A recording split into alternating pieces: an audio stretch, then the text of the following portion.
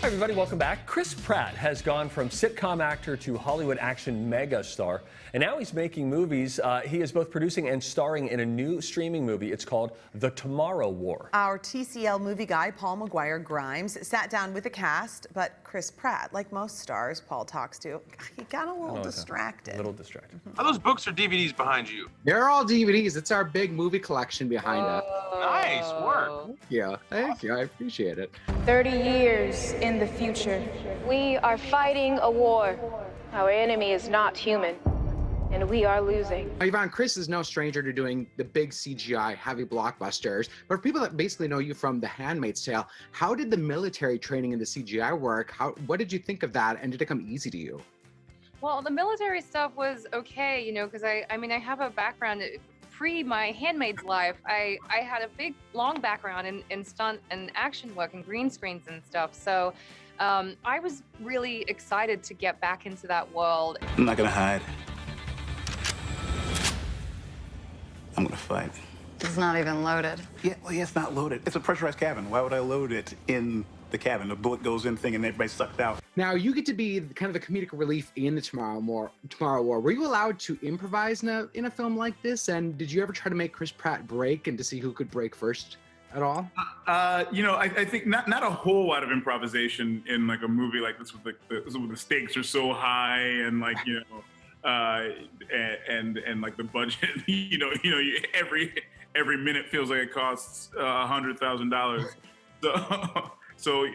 But you know, there were some like little like whenever I had like little pockets, I kind of like could feel free to be loose with stuff, and like, you know, Chris and I would make each other laugh. If future Chris or future Yvonne were to show up in the present day, what would you hope that they would say to you? I hope that they say everything's going to be really great. Yeah. Like, and you believe it. Yeah. You know. I hope they say, keep doing what you're doing. It works out just fine.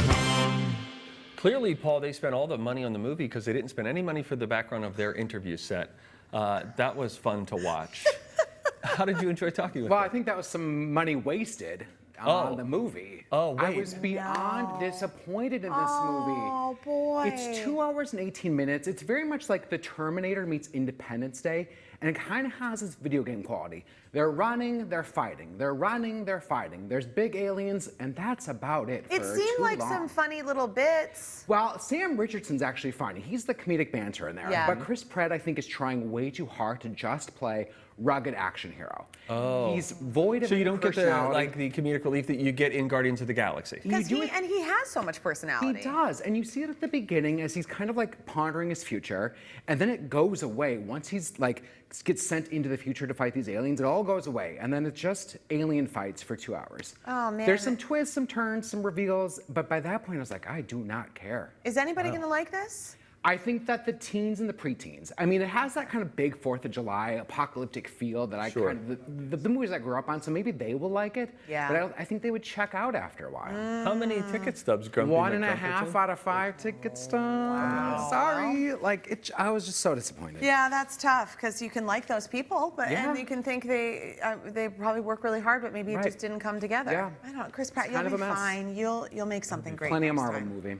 Speaking of Marvel movies, look, you're repping Marvel right now. Oh my goodness, look at you. There is a big Marvel movie that is finally out called Black Widow. This is kind of the swan song for Natasha Romanoff, Black Widow, played by Scarlett Johansson. It's part origin story. We learn where she came from with her sister Yelena, and kind of what happened in between this Marvel Cinematic Universe and how Natasha and Yelena take down the Man in the Black Widow program that kind of ruined their lives. How is Scarlett Johansson in this? Fantastic. I mean, she's so good. And what I love about these two characters specifically is that they're two women that, you know, have strength and are fearless and are smart, and that's what they use to take everyone down, is their intelligence and their smartness. Okay, now you said that there's like sort of elements of this origin story. In the timeline for Avengers fans, is this after This is Endgame? after Civil War. So the Captain America Civil War, the Avengers are very much split apart. So she's hiding off in Norway. She gets reunited with her sister. So it's really a family story, a reunion of her family. But then what's happening with her chosen family, the Avengers, and that fraction there.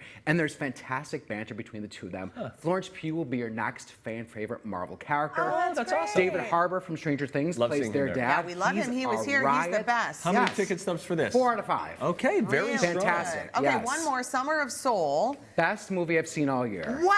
Yes. I don't know if I've heard of it yet. Are so you help kidding me now. me? Yes, this is the new documentary from Questlove, and this is about the Harlem Cultural Festival. The summer of 1969. This was at basically the same time as Woodstock. Everyone knows Woodstock's. No one knows about this because so much of this footage has just been in boxes. This looks much less muddy than Woodstock. Yeah, Exactly. So we get Gladys Knight, we get Nina Simone, Stevie Wonder, Sly and the Family Stone coming together to really try to bring the community of Harlem together at a time when a lot of people are divided. So this movie is really looking at a celebration of music. You want to get up and dance, but then you also learn the stories that made this music, the pain of all these assassinations, MLK, Malcolm X, JFK, the fear, the aggression, going into the Vietnam War, how that inspired all this music. So you get the history and you find out, why has this been forgotten? Why has this Black history and Black culture been erased all these years? And how can we celebrate that again? So in theaters, or you can watch it on Hulu? Yes, I mean, if you want to go back to a theater and really see a great movie in a theater, this is one. If you just don't have time, watch it at home at Hulu and just celebrate it and really learn a lot from it. I want to hear the music for this one. 5 out of 5 tickets. Wow. Summer Highs Soul. and lows today. All right, might be talking about it at the end of the year when it's Oscar season. Paul, good to see you. Thanks for having me. Visit Paul's website, paulstriptothemovies.com, for updates on movies and streaming services. You can also listen to Paul. He's on the Colleen and Bradley Show on My Talk 107.1 every Friday. You can check him out on his YouTube channel, also called Paul's Trip to the Movies. And TCL's Movie Trip is brought to you by Muska Lighting. If you're looking for a way to beat the heat, Muska Lighting has what you need. Check out their selection of fans and fandeliers. We just got a couple installed, Steve. Oh, how fun. You can see them at one of their showrooms in Roseville or Eden Prairie. You're going to find all the different styles and sizes, and their lighting designers are ready to help you find the right one for you. Next up is the age-old math problem of hot dog and bun packages finally going to be solved. What thousands of people are trying to do about it. Stay right there. Thanks to Muska Lighting for sponsoring TCL's Movie Trip. Replace old and dated fixtures with a new light and change the look and feel of your home. Our mudroom fixture from Muska Lighting is a total showstopper. We get compliments from everyone who walks through the door. Talk to the experts at Muska Lighting in Roseville and Eden Prairie for help finding the perfect light for you.